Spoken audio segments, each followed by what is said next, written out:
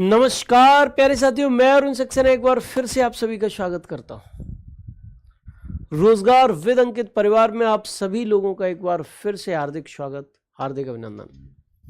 आप सभी के लिए रेल रक्षक बैच के तहत ज्योग्राफी विषय की तीसरी डेमो क्लास लेकर मैं आपके उपस्थित हूं। इसमें हम लोग चर्चा करने वाले हैं जिस टॉपिक पर, वो टॉपिक है भारत का प्राकृतिक विभाजन। भारत के जो भू आकृतिक प्रदेश हैं, नेचुरल डिवीजन्स हैं, उस पर चर्चा करने वाले हैं बच्चों इस क्लास के अंतर्गत। यह आज यूट्यूब पर रेल रक्षक बैच के तहत आखिरी क्लास है, तीसरी डेमो क्लास है। इसके बाद कल से जो क्लासेस होंगी वो आपको एप्लीकेशन पर प्राप्त होंगी। आज तीसरा डेमो भी आप देख लीजिए। अगर आप पसंद आए क्लासेस, टीम पसंद आए, तो फिर आप बैच परचेज करिए। कल से हमारी मुलाकात एप्लीकेशन पर होगी बच्चे। यहाँ पर जो प्यारे बच्चे नए हैं, जो आज पहली बार क्लास में आए हैं, उपस्थित हुए हैं, उनके लिए मैं बता देना चाहता हूँ 28 अप्रैल से आपकी रेल रक्षक बैच के तहत क्लासेस स्टार्ट हुई हैं। तीसरी डेमो है आज। और इस संबंध में आप यहाँ पर देख सकते हैं क्लासेस का टाइम टेबल आपके सामने लिखा हुआ है। मैथ्स 9 बजे, रीजनिंग सुबह 10 बजे, इकोनॉमिक्स 11 बजे, ज्योग्राफी 12 बजे, हिस्ट्री पॉलिटी शाम 4 बजे और साइंस रात 8 बजे। ये क्लासेस का टाइम टेबल है, शेड्यूल है। इस हिसाब से आपको क्लासेस देखने को मिलेंगी। ठीक है जी। अगर ये तीनों के तीनों डेमो आपको पसंद आए हैं, बैच परचेज करना चाहते हैं, तो आपको इस संबंध में एप्लीकेशन पर जाना पड़ेगा। और एप्लीकेशन पर पेड क्लासेस नाम का एक फोल्डर आपको देखने को मिलेगा। उस पर क्लिक करेंगे, यहाँ रेल रक्षक बैच से संबंधित थंबनेल आपको मिलेगा। फिर उसके बाद बाई नाउ पर क्लिक करेंगे। यहाँ पर आज आखिरी दिन है, कूपन का इस्तेमाल कर सकते हैं। RPF 20 लिखकर आप अप्लाई कूपन पर करिए। ठीक है जी। और उससे आपको कंसेशन प्राप्त हो जाएगा फीस में, और फिर पे ऑनलाइन कर दीजिए। ठीक है भाई बच्चों। चलिए, तो आज हम लोग जिस मुद्दे पर चर्चा करना चाहते हैं, उस मुद्दे पर सीधे सीधे आते हैं। एक मैप इंडिया का यहाँ पर आपके सामने लगा हुआ है। इस मैप की मदद से ही आज सारा के सारा आप लोगों को चीज़ें मैं कराने वाला हूँ। ठीक है जी बच्चे। देखिए, भारत के बारे में जानकारी मैं आप लोगों को अच्छे से दे चुका हूँ। भारत को हम लोग मुख्य तौर पर, मोटे तौर पर 4 भू आकृतिक प्रदेशों में बांटकर देख सकते हैं।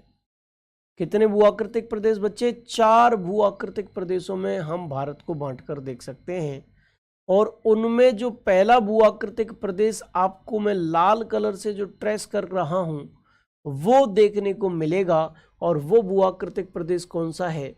वो है उत्तर का पर्वतीय क्षेत्र।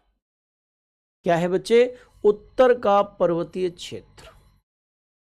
उत्तर का पर्वतीय क्षेत्र,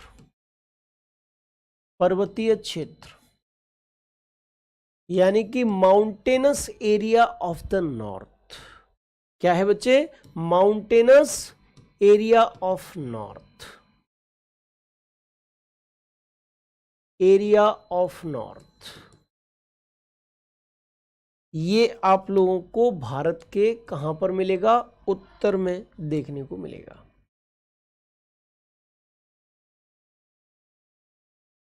ठीक है जी बच्चे।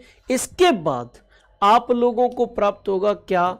इसके बाद आपको यहां नीचे उत्तर का विशाल मैदान प्राप्त होगा।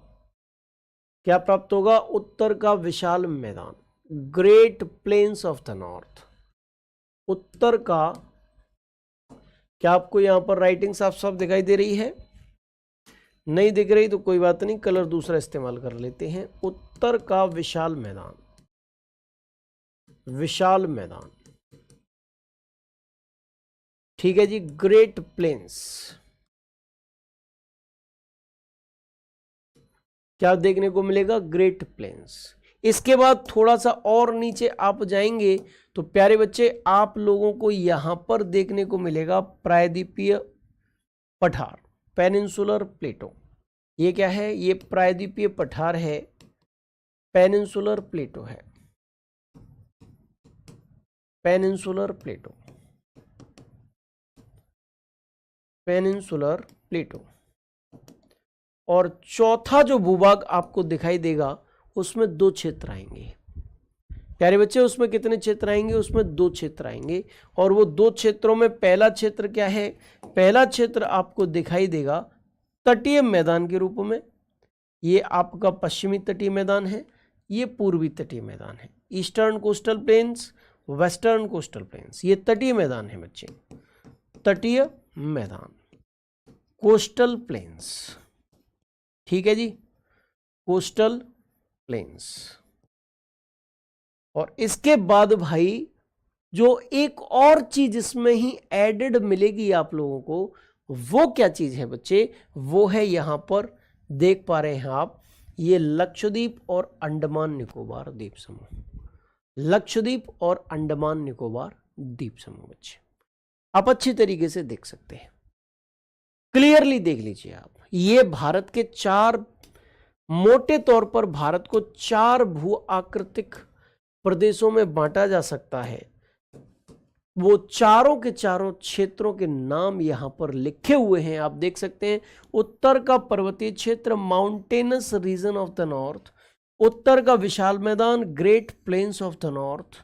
इसके बाद है बच्चे तीसरे नंबर पे प्रायद्वीपीय पठार यानी कि पेनिनसुलर प्लेटो, और चौथा है तटीय मैदान तथा द्वीपीय क्षेत्र। इनको कंबाइंड रूप से चौथे वर्ग के अंतर्गत रखा गया है। और coastal plains and island regions इसके अंतर्गत आते हैं। अच्छा, यहां पर एक शब्द है सामान्यतः, जनरली, मोटे तौर पर भी हम कह सकते हैं, तौर पर। लेकिन क्या एनसीईआरटी भी भारत को 4 भूआकृतिक विभागों में बांटती है? क्या एनसीईआरटी भी मोटे तौर पर भारत को 4 प्राकृतिक प्रदेशों में ही बांटती है? नहीं जी, एनसीईआरटी 6 भूआकृतिक प्रदेश बताती है भारत में। इन्हीं 4 जो भूआकृतिक प्रदेश हैं, ये जो 4 नेचुरल डिविजन्स हैं, इनमें ही थोड़ा सा उन्होंने थोड़ा डीपली क्या कर दिया है? डीपली डिवीजन कर दिया है। यहां पर एनसीईआरटी के अकॉर्डिंग ये वाला क्षेत्र अलग से प्रदर्शित किया गया है, जिसे थार मरुस्थल कहते हैं। जिसे क्या कहते हैं? थार मरुस्थल। एनसीईआरटी भारत को 6 भूआकृतिक प्रदेशों में बांटती है। पहला उत्तर का पर्वतीय क्षेत्र, दूसरा उत्तर का विशाल मैदान, तीसरा थार मरुस्थल यानी कि मरुस्थलीय क्षेत्र, चौथा प्रायद्वीपीय पठार पेनिनसुलर प्लेटो, पांचवा तटीय क्षेत्र और छठा द्वीपीय क्षेत्र। इस प्रकार से 6 भागों में एनसीईआरटी ने इसको बांटा है। ठीक है जी, 6 भू आकृतिक प्रदेशों में एनसीईआरटी इसको डिवाइड करती है बच्चे। तो मैं सारा की सारा डाटा आप लोगों के सामने रख रहा हूं। हालांकि सिविल सर्विसेज में एक क्वेश्चन आया था और उसमें पूछा गया था कि भारत को मोटे तौर पर कितने भूआकृतिक प्रदेशों में बांटा जाता है, तो बच्चे उसका आंसर 4 ही था। आयोग के द्वारा उसका जो आंसर लगाया गया वो बच्चे 4 ही लगाया गया था। ठीक है जी, चलिए। तो भैया यहां पर मैं आप लोगों को और अच्छी तरीके से बता देता हूं कि एनसीईआरटी भारत को 6 भूआकृतिक प्रदेशों में बांटती है। ठीक है, प्रदेशों में बांटती है।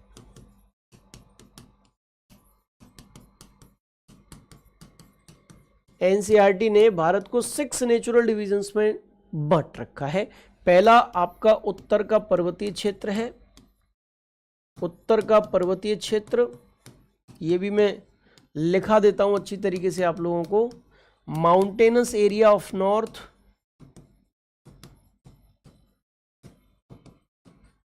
Area of north. दूसरा है आपका उत्तर का विशाल मैदान, विशाल मैदान यानी कि ग्रेट प्लेन्स। ठीक है जी। तीसरा आपका मरुस्थलीय क्षेत्र, क्षेत्र विशेष तौर पर थार की बात की गई है यहां पर। ठीक है, डेजर्ट एरिया। इसके बाद चौथा जो भूआकृतिक प्रदेश एनसीईआरटी ने बताया है वो क्या है? प्रायद्वीपीय पठार है, पेनिनसुलर प्लेटो, पेनिनसुलर प्लेटो,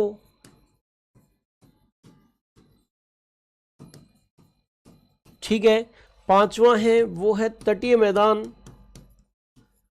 तटीय मैदान, कोस्टल प्लेन्स,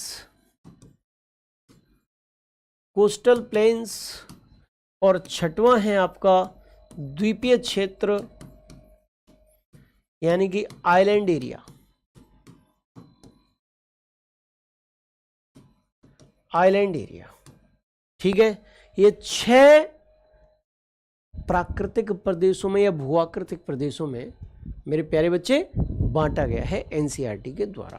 अब मैं सीधे आपको कहां पर लेकर चलूंगा, मैप पर लेकर चलूंगा और एक एक चीज पर विस्तार से चर्चा आपके साथ करूंगा बच्चे, ठीक है जी। चलिए भाई, सर रेल रक्षक बैच लेने से जीएस कवर हो जाएगा न, एनटीपीसी के सारे लेवल? बेटा बिल्कुल पूरा प्रयास किया जाएगा कि रेल रक्षक बैच के तहत आपको पूरा जीएस कवर कराया जाए, इसीलिए हम ये बैच लेकर आए हैं। और आरडब्ल्यूए कभी भी किसी के साथ धोखाधड़ी नहीं करता, झूठ नहीं बोलता।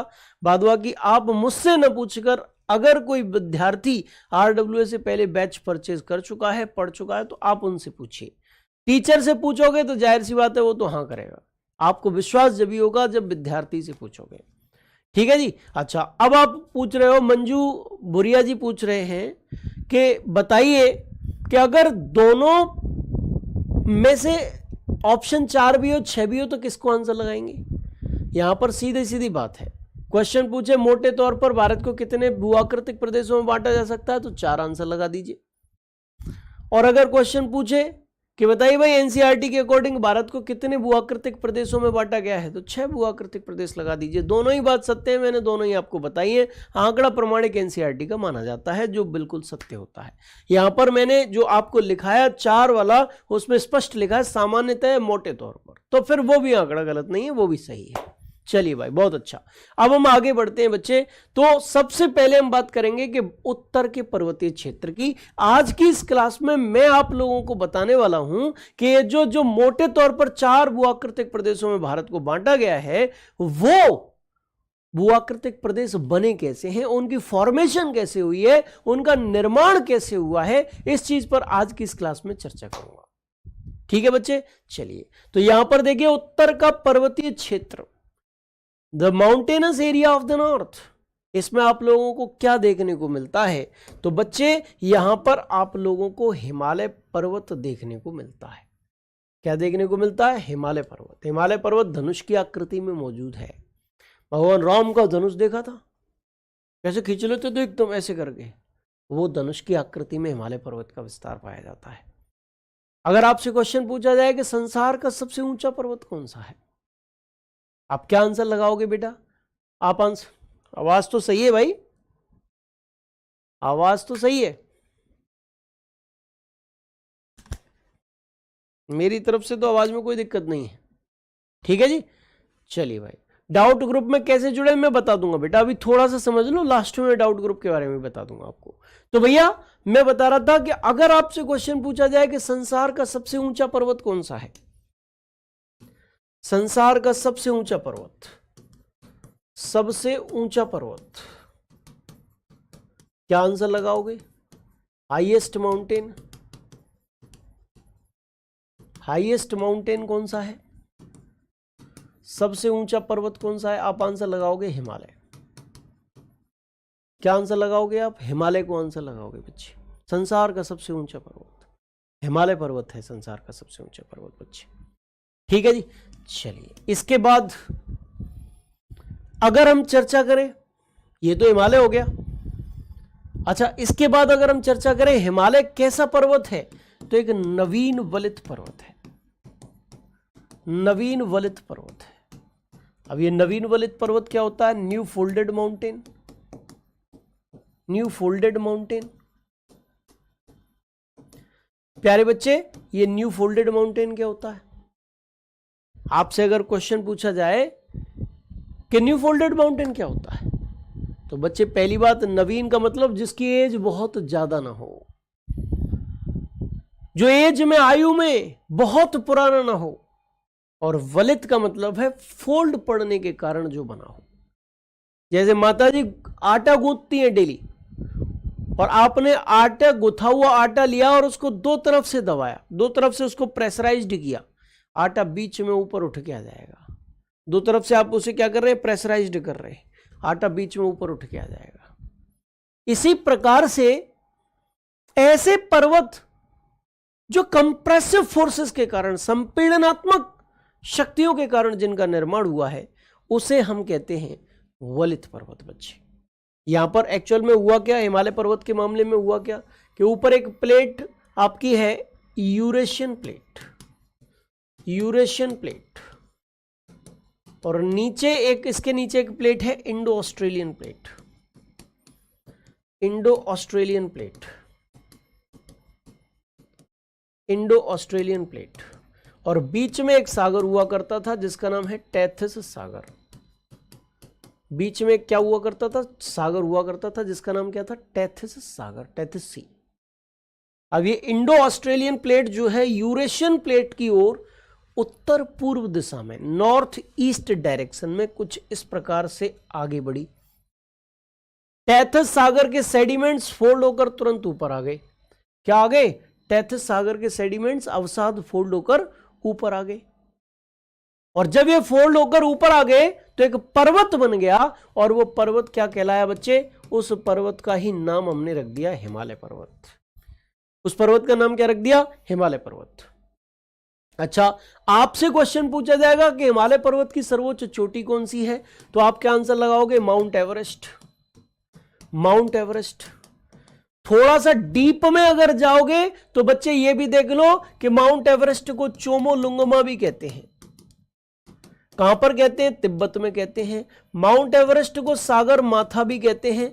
बताओ भैया कहां कहते हैं, नेपाल में कहते हैं। जरा सा और डीप जाओगे तो क्वेश्चन पूछा जाएगा, बताओ इसकी ऊंचाई कितनी है, तो इसकी ऊंचाई है 8848.86 मीटर्स, ये इसकी ऊंचाई है। ठीक है जी। अच्छा, अब आपसे एक क्वेश्चन और भी पूछा जा सकता है कि हिमालय पर्वत जो एक न्यू फोल्डेड माउंटेन है, क्या इस जैसे कुछ और भी वलित पर्वत है, क्या कुछ और भी न्यू फोल्डेड माउंटेन्स है संसार में? तो बच्चे रॉकीज पर्वत उत्तरी अमेरिका महाद्वीप, नॉर्थ अमेरिका कॉन्टिनेंट, ठीक है। एंडीज पर्वत दक्षिण अमेरिका महाद्वीप, साउथ अमेरिका कॉन्टिनेंट। आल्प्स पर्वत यूरोप महाद्वीप। एटलस पर्वत अफ्रीका महाद्वीप, अफ्रीका महाद्वीप। और ग्रेट डिवाइडिंग रेंज, और ये कहां पड़ता है, ये ऑस्ट्रेलिया में पड़ता है। ये सारे के सारे हिमालय की तरह ही, और हिमालय पर्वत कहां पड़ता है, हिमालय पर्वत एशिया में पड़ता है। ये सारे के सारे पर्वत बच्चे ये नवीन वलित पर्वत है, न्यू फोल्डेड माउंटेन है। ठीक है जी। चलिए, तुम अच्छी तरीके से आपको समझ में आया, ठीक है भाई, बहुत अच्छी बात है। अच्छा, आरपीएफ और एसएससी जीडी दोनों के लिए काम कर जाएगा, बिल्कुल बेटा काम करेगा। कोई भी बैच ले रहे हो आप, अगर कहीं पर भी ज्योग्राफी आपसे पूछी जा रही है तो ये ज्योग्राफी हर जगह काम करने वाली है बेटा। ठीक है जी। तो इस प्रकार से ये सारी की सारी जानकारियां आपको मैंने दी हैं, और ये किसके बारे में दी हैं, हिमालय पर्वत के बारे में दी हैं। हिमालय पर्वत आखिरकार कहां पर सिचुएटेड है, आखिरकार कहां पर स्थित है बच्चे, तो वो आपका हिमालय पर्वत इस जगह पर स्थित है। अच्छी तरीके से आपने देख भी लिया है, सुन भी लिया है, समझ भी लिया है। अच्छा सुनो, इसके बाद मेरे प्यारे बच्चे अगर हम चर्चा करें तो मैंने आपसे एक वायदा किया था पहली क्लास में ही कि हर चीज 2 बार करूंगा, क्योंकि मैं खुद ग्रामीण बैकग्राउंड से जुड़ा हुआ व्यक्ति हूं। मुझको भी एक बार में समझ में नहीं आता था, इसीलिए जब मैं टीचिंग में आया तो मैंने प्रण कर लिया था कि बच्चे को समझाऊंगा तो 2 बार समझाऊंगा। अभी भी नहीं समझ में आया, कोई बात नहीं है, लिखित रूप में भी देख लो आप। ये YouTube है, आप स्क्रीनशॉट ले सकते हो। एप्लीकेशन पे जब हम आएंगे तो फिर अगर आप लिखना चाहोगे तो मैं लिखवा भी दूंगा, और अगर आप पीडीएफ से कॉपी करना चाहेंगे पीडीएफ भी आप लोगों को उपलब्ध करा दूंगा, चाहे वो बोर्ड पीडीएफ हो चाहे वो रिटन पीडीएफ हो। बच्चे यहां पर आप अच्छी तरीके से देख सकते हो कि भारत के उत्तर में हिमालय पर्वत का विस्तार है, और हिमालय पर्वत संसार का सबसे ऊंचा पर्वत है। यही बताया था मैंने, संसार का सबसे ऊंचा पर्वत क्या है, हिमालय पर्वत है बेटा। ठीक है जी। चलिए, इसके बाद मैंने आप लोगों को बताया कि विश्व की सर्वोच्च चोटी क्या है? माउंट एवरेस्ट है। और माउंट एवरेस्ट किसका हिस्सा है? हिमालय पर्वत का हिस्सा है। किस देश में स्थित है? नेपाल देश में स्थित है। जिसे तिब्बत में क्या कहते हैं? चोमोलुंगमा कहते हैं। जिसे नेपाल में क्या कहा जाता है? सागरमाथा कहा जाता है। और जिसकी ऊंचाई कितनी है? 8,848.86 मीटर्स लगभग। ठीक है जी, अच्छी तरीके से ध्यान रखना। अच्छा, ये माउंट एवरेस्ट के ब्रैकेट में नेपाल लिख लो आप, जिससे आपको पता पड़ जाए कि माउंट एवरेस्ट कहां स्थित है? नेपाल में स्थित है। ठीक है जी। अच्छा, एक कॉमा लगाकर यहां पर हिमालय भी लिख लो, जिससे आपको पता चल जाए कि भैया ये माउंट एवरेस्ट किस पर्वत का हिस्सा है? तो ये हिमालय पर्वत का हिस्सा है। अच्छा, क्या हिमालय पर्वत जैसे कुछ अन्य नवीन वलित पर्वत हैं? तो है भाई। देखो, हिमालय पर्वत है, रॉकीज पर्वत, एंडीज पर्वत, आल्प्स पर्वत, एटलस पर्वत, इनकी तरह एक न्यू फोल्डेड माउंटेन है, एक नवीन वलित पर्वत है बच्चे। ठीक है, नवीन वलित पर्वत न्यू फोल्डेड माउंटेन है बेटा। ठीक है जी, अच्छी तरीके से आपको समझ में आ गया होगा, क्लियर हो गया होगा। ठीक है बच्चे, चलिए नोट कर लीजिए आप फटाफट से भाई। इसके बाद अब मैं आप लोगों को बताने वाला हूं कि अभी अभी मैंने समझाया था आपको कि हिमालय पर्वत बना कैसे है, बस उसी चीज को रिपीट कराने वाला हूं। आप एक और बार देखो कि आखिरकार हिमालय पर्वत का जो निर्माण है वो कैसे हुआ। यहां पर आप देख लीजिए, हिमालय पर्वत का निर्माण यूरेशियन प्लेट की ओर इंडो ऑस्ट्रेलियन प्लेट के उत्तर पूर्व दिशा में आगे बढ़ने के फलस्वरूप टेथिस सागर के अवसादों के वलित होकर ऊपर उठने के कारण हुआ है। यहां पर बच्चे अच्छी तरीके से देखो, ये यूरेशियन प्लेट है, ये इंडो ऑस्ट्रेलियन प्लेट है, और बीच में एक सागर है, और उस सागर का नाम क्या है? उस सागर का नाम है टेथिस सागर, टेथिस सी। ये Indo Australian plate Eurasian plate की ओर उत्तर पूर्व दिशा में आगे बढ़ी है, हिमालय पर्वत का निर्माण हो गया है। यही चीज यहां पर आप लोगों को बताई गई है, समझाई गई है। तो इस प्रकार से उत्तर का पर्वतीय क्षेत्र आखिरकार कैसे बना, ये एग्जैक्टली आप लोगों को पता चल गया है। हम भारत के दूसरे प्राकृतिक विभाग की ओर चलते हैं, दूसरे नेचुरल डिवीजन की ओर बच्चे चलते हैं। और दूसरे नेचुरल डिवीजन में आपको क्या समझाना है, सबसे पहले मैप पर ही आप लोगों को मैं लेकर चलूंगा बच्चे। यहां पर देखिए, ये मैप लगा हुआ है आपके सामने, ये वाला मैप, इससे हम पढ़ेंगे। ये मैप लगा हुआ है बच्चे, और ये वाला जो क्षेत्र आपको दिखाई दे रहा है, ये पूरा पूरा क्षेत्र जो है वो आपको उत्तर के विशाल मैदान के रूप में दिखाई दे रहा है। इसके बारे में हम लोग चर्चा करने जा रहे हैं बच्चे। ठीक है जी, चलिए भाई, तो आप लोगों के कमेंट्स थोड़े से ले लेते हैं। बहुत अच्छे। मैंने 2 बुक ऑनलाइन की है, लेकिन एक ही बुक आई है बेटा। इस संबंध में आप हेल्पलाइन नंबर पे कॉल कर लीजिए भाई, मोहम्मद आमिर जी। ठीक है जी, इस संबंध में बेटा मैं आपकी कोई हेल्प नहीं कर पाऊंगा, है ना। चलिए, बहुत बढ़िया।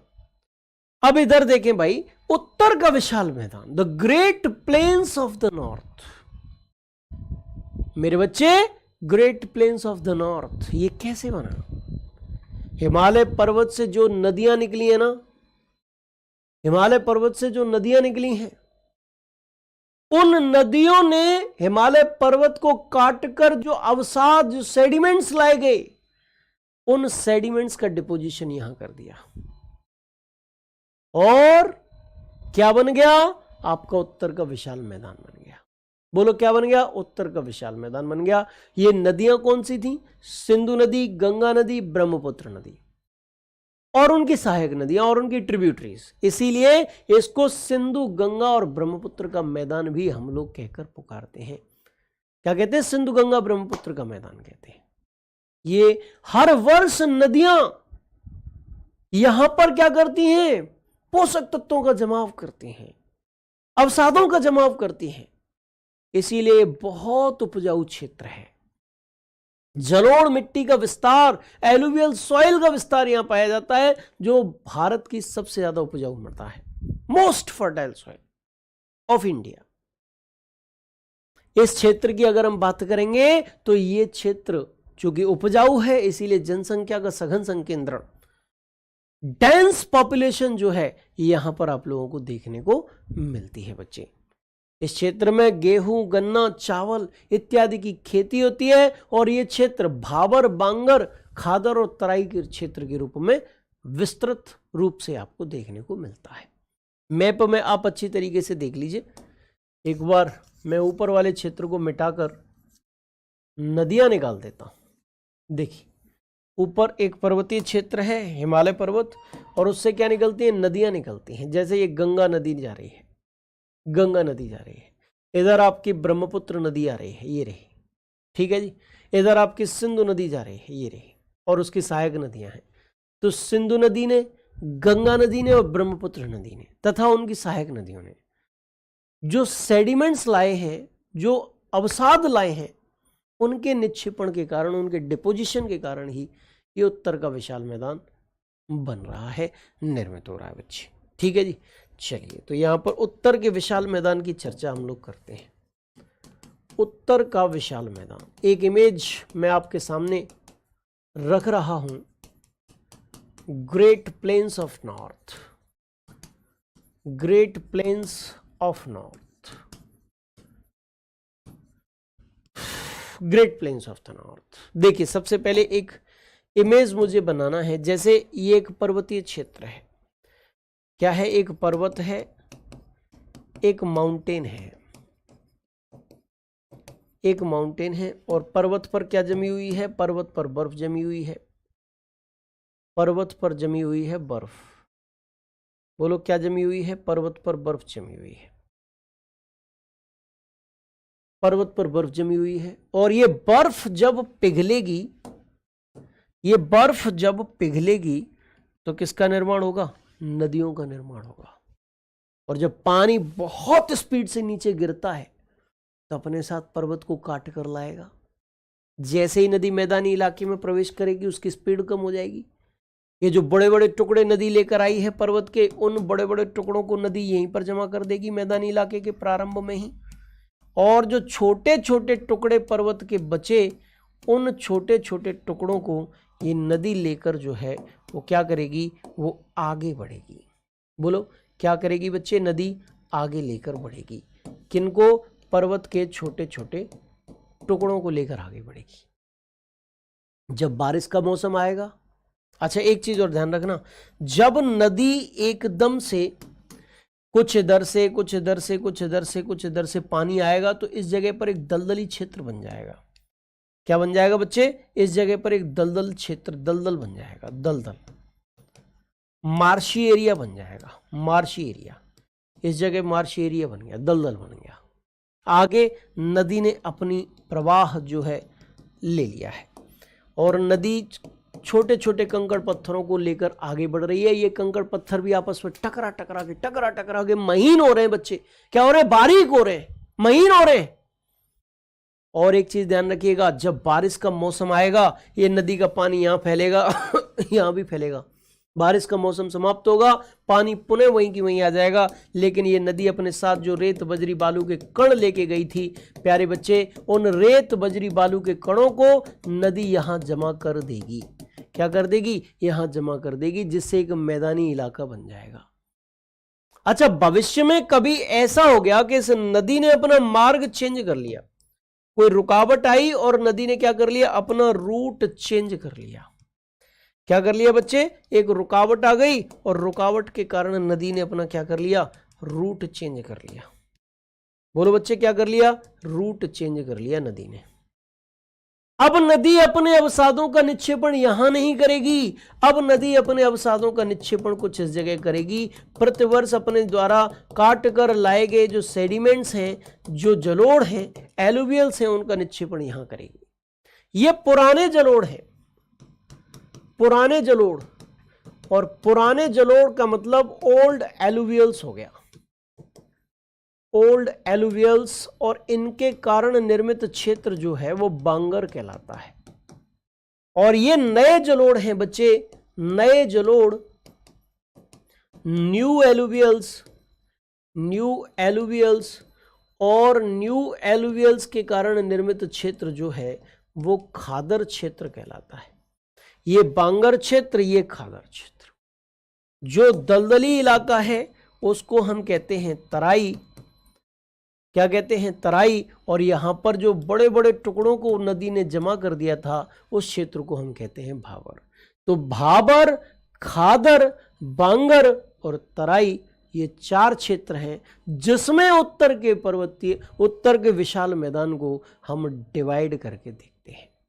अच्छे से देख लो आप, नदी आ रही है, बड़े बड़े टुकड़ों को मैदानी इलाके के प्रारंभ में ही जमा कर दिया, भाबर बन गया। थोड़ा सा आगे बढ़े, दलदली क्षेत्र मार्शी एरिया मिलेगा जिसे हम तराई कहते हैं। जो पुराने जलोढ़, ओल्ड एलुवियल्स, पुराने समय में कभी नदियां यहां पर अपने सेडिमेंट्स को जमा करती थी, उनसे बना हुआ क्षेत्र बांगर है। और जहां वर्तमान समय में नदियां अपने जलोढ़ों को, अपने अवसादों को, अपने द्वारा पर्वत को काटकर लाए गए पदार्थों को प्रतिवर्ष जमा कर रही हैं, उनसे निर्मित क्षेत्र खादर क्षेत्र है बच्चे। ये चीज मैंने आप लोगों को बताई है। ठीक है जी, अभी भी नहीं समझ में आई, कोई बात नहीं है, परेशान मत हो, बिल्कुल परेशान मत हो। आपका भाई आपके साथ खड़ा है, परेशान मत हो। यहां पर देख लो, उत्तर का विशाल मैदान का निर्माण हिमालय से निकलने वाली नदियों के द्वारा काटकर लाए गए अवसादों के निरंतर जमाव से हुआ है। पहली चीज, किससे? हिमालय से निकलने वाली नदियां जो है, उनके द्वारा जो सेडिमेंट्स लाए गए, उनके निरंतर जमाव, कंटिन्यूअस डिपोजिशन से हुआ है। पहली चीज बच्चे, ठीक है जी। चलिए, इसके बाद देखो, इस मैदान को सिंधु गंगा ब्रह्मपुत्र का मैदान भी कहा जाता है, क्योंकि इसके निर्माण में सिंधु गंगा ब्रह्मपुत्र और उनकी सहायक नदियों का योगदान है। नेक्स्ट है कि यह उपजाऊ क्षेत्र है, गेहूं, गन्ना और चावल की कृषि हेतु उपयुक्त है। यह क्या है? एक उपजाऊ क्षेत्र है, गेहूं, गन्ना, चावल की खेती यहां की जाती है। और बच्चे, ये क्षेत्र भाबर, तराई, खादर और बांगर में बटा हुआ है। कैसे बटा हुआ है? भाबर, तराई, खादर और बांगर में बटा हुआ है। यहां पर देख लीजिए, भाबर ये रहा, तराई ये रहा, पुराने जलोढ़ से निर्मित क्षेत्र बांगर है और नए अवसादों से निर्मित क्षेत्र खादर है। अच्छी तरीके से आपने देख लिया होगा। ठीक है भाई, दूसरा प्राकृतिक प्रदेश, दूसरा भूआकृतिक प्रदेश आपने भारत का जान लिया है किस प्रकार बना। अच्छा, एक चीज और ध्यान रखना, कुछ बच्चों के दिमाग में एक डाउट चल रहा होगा, एक डाउट कुछ बच्चों के दिमाग में चल रहा होगा। और वो डाउट क्या होगा? वो डाउट ये होगा कि अरे यार, हमने हिमालय पढ़ा था, तो ट्रांस हिमालय भी पढ़ा था, ग्रेट हिमालय भी पढ़ा था, शिवालिक भी पढ़ा था, गुरुजी ने तो कुछ कराया ही नहीं, गुरुजी ने तो बहुत लाइट करा दिया, ऊपर ऊपर से ले गए। तो नहीं नहीं नहीं, अभी बच्चों मैं जितने भी प्राकृतिक प्रदेश हैं भारत के, केवल उनकी फॉर्मेशन समझा रहा हूं, उनका निर्माण कैसे हुआ केवल ये समझा रहा हूं। इनके निर्माण के बाद मैं आपको उत्तर का पर्वतीय क्षेत्र विस्तार से कराऊंगा, उसके जो प्राकृतिक विभाग हैं, उसका जो डिवीजन है वो विस्तार से कराऊंगा। प्रायद्वीपीय पठार में बहुत सारे पर्वत, बहुत सारे पठार आते हैं, उनको विस्तार से कराऊंगा। तटीय मैदानों को बहुत भागों में डिवाइड किया जाता है, उनको भी मैं कराऊंगा। और लक्षद्वीप और अंडमान निकोबार को भी मैं विस्तार से कराऊंगा। तो आप ये मत समझना कि मैंने हल्के से आपको बाहर ले गया, यानी कि शॉर्ट में करा दिया, ऐसा कुछ नहीं है, मेरा कोई ऐसा इंटेंशन नहीं है। अभी मैं सीरियल से चल रहा हूं। जैसे कभी हम छत पे चढ़ रहे होते हैं तो क्या करते हैं, एक एक सीढ़ी करके चढ़ते हैं। ऐसा नहीं कि पहली सीढ़ी और फिर 5वीं सीढ़ी, नहीं, फिर गिर भी सकते हैं, हमारे लिए घातक हो सकता है। इसीलिए मैं बिल्कुल सीरियल से लेकर चल रहा हूं, स्लोली स्लोली, धीरे धीरे धीरे धीरे बच्चे। ठीक है जी, अच्छी तरीके से आप समझने का प्रयत्न करें। और प्यारे बच्चे, अच्छी तरीके से पढ़ते चलिए। एक शब्द भी मेरी क्लास का तुम्हें समझ में नहीं आए, मुझे बता दीजिएगा कि ये शब्द समझ में नहीं आया है। अभी शुरुआत है, मेहनत करते चलोगे, आपके ख्वाब एक दिन निश्चित तौर पर पूरा हो जाएगा। एक कहावत भी आपने सुनी होगी कि रख हौसला वो मंजर भी आएगा, रख हौसला वो मंजर भी आएगा, प्यासे के पास चलकर समंदर भी आएगा, यूं थक कर न बैठ ए मंजिल के मुसाफिर, एक दिन मंजिल भी मिलेगी और मिलने का मजा भी आएगा बच्चे।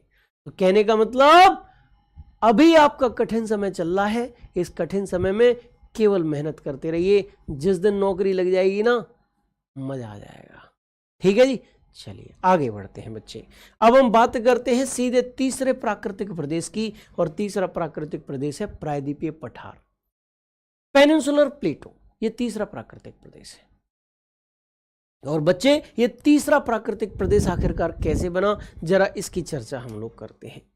देखिए, कुछ विद्वान मानते हैं कि ये क्षेत्र पहले जलमग्न हुआ करता था, सबमर्ज्ड इन द वाटर, पानी में डूबा हुआ क्षेत्र था ये।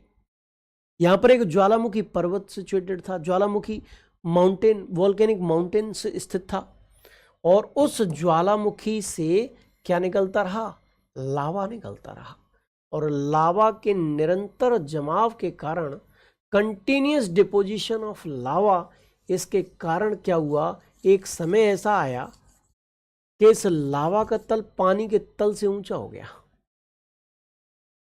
है। लावा के द्वारा निर्मित जो क्षेत्र है उसका तल पानी के तल से क्या हो गया, ऊंचा हो गया, और ये जो ऊंचा क्षेत्र है वही प्रायद्वीपीय पठार है, यही पेनिनसुलर प्लेटो है, यही प्रायद्वीपीय पठार है। ये ऊंचा क्षेत्र जो है, हाई एरिया जो है, वो पेनिनसुलर प्लेटो, प्रायद्वीपीय पठार है। बोलो क्लियर है, बोलो समझ में आया?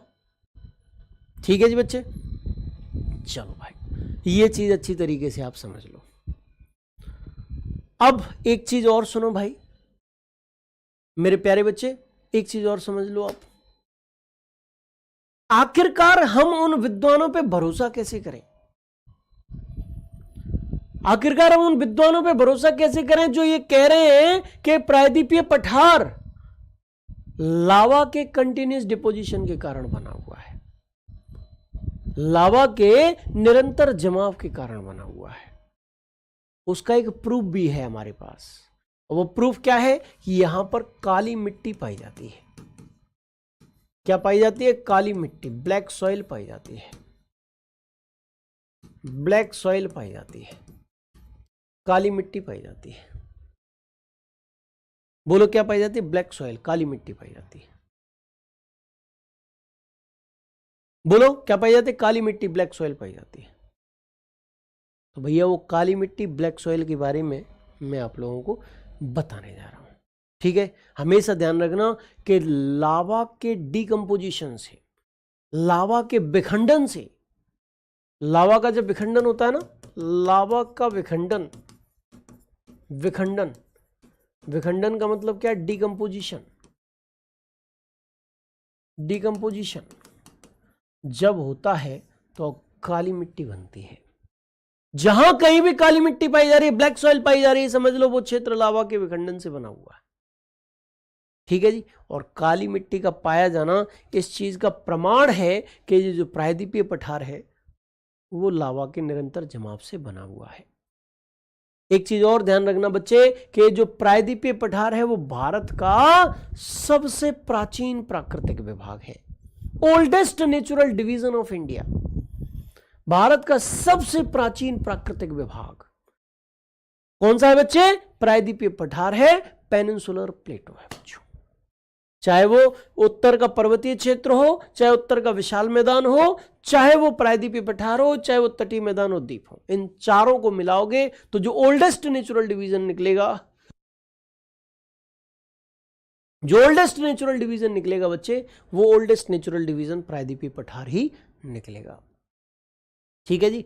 हालांकि ये पहले त्रिभुजाकार आकृति में मौजूद था, देख रहे हो आप, ये ट्रायंगुलर शेप इसकी देख रहे हो, ये ट्रायंगुलर शेप है इसकी, ये रही त्रिभुजाकार आकृति है, लेकिन ये वर्तमान समय में ट्रायंगुलर शेप में नहीं है। आज विभिन्न नदियों ने इसे काट छांट दिया है, इसीलिए कहीं कोई पर्वत है, कहीं कोई पठार है, कहीं कोई पर्वत है, कहीं कोई पठार है, इसीलिए मेरे बच्चे ऐसा है, ठीक है जी। चलिए, तो यहां पर जो बच्चे कह रहे हैं एक और बार समझा दो, बिल्कुल परेशान मत हो भाई, हर चीज दो बार है, कहने की कोई जरूरत नहीं है, धोखाधड़ी का कोई काम नहीं, जो आपसे कहा, जिस प्रकार कहा वही चीजें होंगी।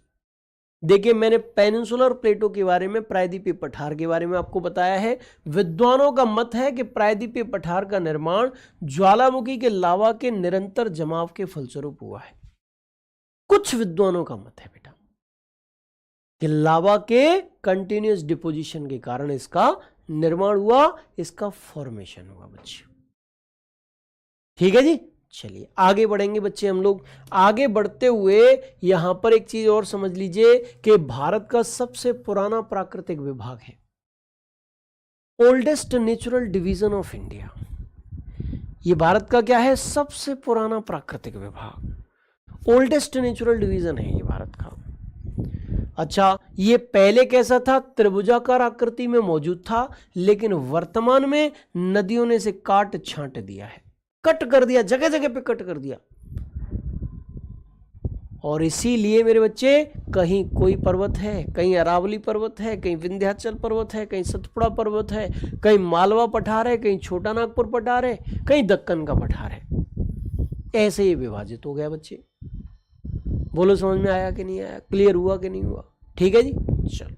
अच्छा, इसके बाद एक चीज और भी मैंने आपको बताई थी। मैंने ये बताया था आपको कि इस क्षेत्र में काली मिट्टी का पाया जाना इस बात का प्रमाण है कि यह क्षेत्र लावा के जमाव से बना है। ब्लैक सॉइल का जो पाया जाना है इस क्षेत्र में, वो इस चीज का प्रूफ है, इस चीज का प्रमाण है कि ये किससे बना है, कंटिन्यूअस डिपोजिशन ऑफ लावा। ठीक है जी, चलिए अब मैं आगे बढ़ूंगा बच्चे, और आगे बढ़ते हुए आपको नेक्स्ट नेचुरल डिवीजन की ओर आप लोगों को लेकर चलूंगा। और नेक्स्ट नेचुरल डिवीजन आपका क्या है, जरा एक बार उसको भी हम लोग देख लेते हैं। 3 नेचुरल डिवीजन हमने कवर कर लिए हैं, ठीक है जी। और नेक्स्ट नेचुरल डिवीजन जो है वो आपका आ रहा है, और वो है भाई, उसके अंतर्गत आपका आता है ये तटीय मैदान और द्वीप, कोस्टल प्लेन्स और आइलैंड्स। आइलैंड्स की चर्चा अभी करेंगे हम लोग, सबसे पहले कोस्टल प्लेन्स की चर्चा कर लेते हैं। ये पेनिनसुलर प्लेटो है, प्रायद्वीपीय पठार है। आपके इधर बच्चे, आपके इधर अरब सागर है। यहां पर देखिए, आप अच्छे से समझने का प्रयत्न करिएगा। इधर क्या है, ये प्रायद्वीपीय पठार है, इधर आपका अरब सागर है, अरब सागर है, और इधर है बंगाल की खाड़ी, बंगाल की खाड़ी, bay of Bengal, bay of Bengal, Bengal की खाड़ी। ठीक है जी, बे ऑफ बंगाल, बंगाल की खाड़ी। अच्छा मेरे प्यारे बच्चे, अरब सागर की लहरें बार बार गईं, इस पेनिनसुलर प्लेटो को काटा और सेडिमेंट्स को कहां डिपॉजिट कर दिया, इसके वेस्टर्न पार्ट में। बार बार लहरें गई, प्रायद्वीपीय पठार को काटा, अवसाद जमा कर दिए, फिर लहरें गई, प्रायद्वीपीय पठार को काटा, सेडिमेंट्स डिपॉजिट कर दिए, फिर लहरें गई, प्रायद्वीपीय पठार को काटा, सेडिमेंट्स डिपॉजिट कर दिए। कंटिन्यूअस इरोजन एंड डिपोजिशन, अपरदन और निक्षेपण के कारण, कटाव और जमाव के कारण प्रायद्वीपीय पठार के पश्चिम में पश्चिमी तटीय मैदान, पश्चिमी तटीय मैदान, western coastal planes, western coastal planes का निर्माण हो गया, पश्चिमी तटीय मैदान का निर्माण हो गया। और इधर देखो आप, प्रायद्वीपीय पठार के पूर्व में यहां पर क्या है, बंगाल की खाड़ी है, बे ऑफ बंगाल है, और ये क्या कर रही है, बार बार आ रही है, प्रायद्वीपीय पठार को काट रही है, सेडिमेंट्स डिपॉजिट कर रही है, बार बार आ रहे हैं, इसका पानी क्या कर रहा है, बार बार आ रहा है, पेनिनसुलर प्लेटो को काटकर सेडिमेंट्स डिपॉजिट हो रहे हैं, फिर आया, सेडिमेंट्स डिपॉजिट किए, फिर आया, सेडिमेंट्स डिपॉजिट किए। कटाव और जमाव, कटाव और जमाव, कटाव और जमाव चल रहा है, erosion deposition, erosion deposition, erosion deposition. और उसके कारण क्या हुआ कि इस पेनिनसुलर प्लेटो के ईस्ट में एक और कोस्टल प्लेन बन गया, जिसे हम क्या कहते हैं, पूर्वी तटीय मैदान, पूर्वी तटीय मैदान। अंग्रेजी में बच्चे इसे क्या कहेंगे, eastern coastal planes, eastern coastal planes, पूर्वी तटीय मैदान इसको हम लोग बोलेंगे। अच्छी तरीके से आप इस चीज को समझ सकते हैं, क्लियर कर सकते हैं। ठीक है जी, चलिए बहुत अच्छा। आप इधर देखें,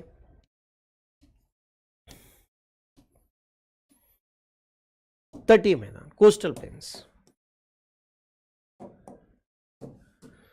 अरब सागर तथा बंगाल की खाड़ी की लहरों के द्वारा प्रायद्वीपीय पठार के अपरदन, अपरदन का मतलब क्या है, कटाव, ठीक है, और निक्षेपण, निक्षेपण का मतलब जमाव, यानी कटाव और जमाव के कारण क्रमशः पश्चिमी तटीय मैदान और पूर्वी तटीय मैदान का निर्माण हुआ है बच्चे। ठीक है जी, अच्छी तरीके से आप नोट यहां पर कर सकते हैं, लिख सकते हैं भाई। ठीक है, जितेंद्र यादव जी, आपको जो शब्द समझ में नहीं आ रहा हो ना, उसे मुझे बता दो, समझ में ये चीज नहीं आ रही मैं बता दूंगा। और जितेंद्र यादव जी, एक चीज और ध्यान रखना, एक कहावत कही गई है, कह रहे सोचने से कहां मिलते हैं तमन्नाओं के शहर, मंजिलों को पाने के लिए चलना भी जरूरी है। कहने का सीधा सीधा तात्पर्य यह है कि केवल और केवल सोचने मात्र से हमें सफलता नहीं मिलती, थोड़ी सी मेहनत भी करनी पड़ती है। अब कुछ बच्चों के कमेंट में देख रहा हूं, हाथ से लिखाओ सर, हाथ से लिखा दो। बेटा हाथ से नहीं लिखा पाऊंगा मैं, क्यों? क्योंकि मेरी मजबूरी है। इस क्लास में, इस बैच में हिंदी मीडियम के भी बच्चे हैं, इंग्लिश मीडियम के भी बच्चे हैं, दोनों को सेटिस्फाई मुझे करना है, दोनों को ही लिखाना है। और अगर आप हो इंग्लिश मीडियम के हो तो हिंदी नहीं लिख सकते, और हिंदी मीडियम के हो तो अंग्रेजी में कमजोर होगे। इसीलिए यहाँ पीपीटी बना हुआ है, पीडीएफ बना हुआ है, हिंदी अंग्रेजी दोनों में लिखा हुआ है, किसी को कोई दिक्कत नहीं होगी। दूसरी बात, मेरी क्लास का सबसे बड़ा मोटो रहता है आपको समझाना समझाना समझाना, न कि लिखाना। क्योंकि लिखने में क्या होगा, 1 घंटे में 20 मिनट समझाना हो पाएगा, 40 मिनट लिखाना हो पाएगा। और मैं नहीं चाहता कि आपको 40 मिनट का समय आपका जो है वो लिखने में बर्बाद हो जाए। इसीलिए जो पैटर्न है, जो तरीका है मेरी क्लासेस का, मैं डेमो क्लासेस में भी वही कर रहा हूं जो एप्लीकेशन पर आपको कराऊंगा। कोई फ्रॉड नहीं, किसी भी प्रकार से कोई फ्रॉड नहीं, जो एक्चुअल है वही चीज आपके सामने है। हाँ, आपको लिखने का समय चाहिए तो मैं जरूर दे दूंगा कि आप लिख लो भाई। मैं जब तक आपके कमेंट्स को, आपके डाउट सॉल्व कर देता हूं, आप लिख लो, लेकिन हाथ से लिखा कर नहीं, पीडीएफ की मदद से। और मैं जहां तक जानता हूं समझदार बच्चों को किसी भी प्रकार से कोई दिक्कत नहीं आनी चाहिए, जैसा कि मेरा मानना है। ठीक है जी बच्चे, चलिए, तो इस प्रकार से तटीय मैदानों को हमने अच्छी तरीके से पढ़ लिया, समझ लिया। अब हम बात करते हैं बच्चे, क्योंकि मैं चाहता हूं कि आपको मैं ज्यादा से ज्यादा समझाऊं। लिखित रूप में तो किताब में भी मिल जाएगा, 50 रुपए की किताब आएगी मार्केट से, आप उसे उठा लाओ, लिखा हुआ है, देख के खूब लिख लो, रट लो से, लेकिन समझाने वाला कोई नहीं होगा। अरुण शर्मा मिलेंगे नहीं आपको उस किताब में, एक एक शब्द को जो समझा दें। समझाने के लिए ही ये फीस ली जा रही है, और समझाने पे विशेष जोर दूंगा। यहाँ पर बोर्ड पीडीएफ भी विशेषता ये है कि इतनी मेहनत से संजोया गया जो बोर्ड पीडीएफ है वो भी आप लोगों को बड़ी सहजता के साथ एप्लीकेशन पे उपलब्ध करा दूंगा, और इससे ज़्यादा तुम्हें त्याग क्या चाहिए। ठीक है जी, चलिए, तो बच्चे यहाँ पर आप अच्छी तरीके से समझने का प्रयत्न करेंगे। चौथा नेचुरल डिवीजन जो है वो यहाँ पर देख लीजिए। चौथा नेचुरल डिवीजन के अंतर्गत मैंने 2 क्षेत्र बताए हैं, एक आपको बताया तटीय मैदान और दूसरा बताया है द्वीपीय क्षेत्र। द्वीपीय क्षेत्र में बच्चे यहां पर लक्षद्वीप आ रहा है, लक्षद्वीप समूह किसमें, अरब सागर में आप लोगों को देखने को मिल जाएगा। क्या देखने को मिल जाएगा? लक्षद्वीप समूह देखने को मिल जाएगा। इधर है बंगाल की खाड़ी है ये, और बंगाल की खाड़ी में आप लोगों को अंडमान निकोबार द्वीप समूह देखने को मिल जाएगा। क्या देखने को मिल जाएगा? अंडमान निकोबार द्वीप समूह देखने को मिल जाएगा। यह लक्षद्वीप विस्तार से मैं चर्चा करूंगा। सबसे पहले एक चीज और सुन लो कि द्वीप आइलैंड होता क्या है। द्वीप का मतलब है मेरे बच्चे एक ऐसा स्थलखंड, क्या? एक ऐसा स्थलखंड जो चारों ओर से किससे घिरा हुआ हो, जो चारों ओर से जल से घिरा हुआ हो, उसे हम द्वीप कहते हैं। अंग्रेजी में उसी को हम आइलैंड के नाम से भी पुकारते हैं। क्या कहते हैं? आइलैंड के नाम से भी अंग्रेजी में उसी को पुकारा जाता है। भारत में बहुत सारे द्वीप हैं, जिसमें लक्षद्वीप समूह अरब सागर में स्थित है, अंडमान निकोबार द्वीप समूह बंगाल की खाड़ी में स्थित है। ये एक प्रवाल द्वीप है। लक्षद्वीप जो है प्रवाल द्वीप, यानी कि प्रवाल या मूंगा नामक जीव के अस्थि पंजरों से, स्केल्टन से निर्मित हुआ है। और यहाँ पर अंडमान निकोबार द्वीप समूह जो है वो हिमालय का ही क्या है, दक्षिणी विस्तार है, सदर्न एक्सटेंशन है। किसका बच्चे, हिमालय पर्वत का। इन दोनों के बारे में भी विस्तार से ही मैं आप लोगों को कराऊंगा, विस्तार से ही आप लोगों को समझाऊंगा बच्चे। ठीक है जी। चलिए, इस बारे में जितना शॉर्ट में मैंने समझाया है उसको एक और बार समझ लीजिए। मैंने आप लोगों को बताया कि भारत में अरब सागर में मौजूद द्वीपों का प्रमुख समूह लक्षद्वीप समूह है जो प्रवाल द्वीप है, ठीक है। और बंगाल की खाड़ी में मौजूद द्वीपों का प्रमुख समूह अंडमान निकोबार द्वीप समूह है जो हिमालय का दक्षिणी विस्तार है, सदर्न एक्सटेंशन है। ठीक है बच्चे। चलिए, ये हो गया आपका भारत के प्राकृतिक विभाग, ठीक है, भू आकृतिक विभाग। अच्छा बच्चों, यहां पर एक चीज सुन लीजिए। अब कुछ बच्चों के डाउट आ रहे थे कि टेलीग्राम ग्रुप को कैसे ज्वाइन करें। टेलीग्राम ग्रुप को हम ज्वाइन कैसे करेंगे। RWA के बैचेस की सबसे बड़ी विशेषता ये रहती है कि आप की कोई डाउट है तो आप टीचर से डायरेक्ट डाउट भी पूछ सकते हो, क्लास में भी और क्लास के बाद भी। देखिए, जहां आपने पेड बैच परचेज करना पड़ेगा, इसके लिए पेड क्लासेस में जब पेड कोर्सेज में जब आप जाओगे और वहां जाकर आपको सब्जेक्ट्स मिलेंगे और सब्जेक्ट वाले फोल्डर में ऊपर ही एक टेलीग्राम का लिंक दे रखा होगा। उस टेलीग्राम के लिंक पर क्लिक करोगे, ज्वाइन का ऑप्शन आएगा, ज्वाइन क्लिक करोगे तो आप ज्वाइन हो जाओगे। इसके बाद आपको टेलीग्राम क्या कर लेना है, डाउनलोड या इंस्टॉल कर लेना है। आप RWA के एप्लीकेशन के माध्यम से भी डायरेक्ट टेलीग्राम पर जा सकते हो और अपने टेलीग्राम को खोलोगे तो वहां पर भी वो ग्रुप आ जाएगा। उसमें रात को 8 से 10 बजे के बीच आप अपनी डाउट क्लियर कर सकते हो बच्चे। ठीक है जी। ये क्लास तीसरी डेमो क्लास थी, आखिरी डेमो क्लास है ये। इसके बाद कल से हमारी मुलाकात एप्लीकेशन पर होगी। जिसको तीनों डेमो क्लासेस पसंद आई हों वो कुछ इस तरीके से बैच परचेज कर सकते हैं। एप्लीकेशन पर पेड क्लासेस फोल्डर में जाएंगे, बाई नाउ पे क्लिक करेंगे। इसके बाद अप्लाई कूपन, आज के लिए ये बस इसके अप्लाई कूपन पे क्लिक करके RPF 20 लिखकर आप अप्लाई कर सकते हैं और ये बैच 799 की जगह आज आपको 639 रुपए में मिल जाएगा। इसके बाद आपको 799 रुपए जमा करने पड़ेंगे आज के बाद बच्चे। ठीक है जी। तीनों क्लासेस, तीनों डेमो क्लासेस हर सब्जेक्ट की आपको पसंद आई हो तो आप ऐसा कर सकते हैं, बैच परचेस कर सकते हैं बच्चे। इसी के साथ अब मैं इस क्लास का समापन करूंगा। आपसे कल मुलाकात होगी लेकिन YouTube पर नहीं होगी, एप्लीकेशन पर होगी बच्चे। जय हिंद, जय भारत, जय महाकाल।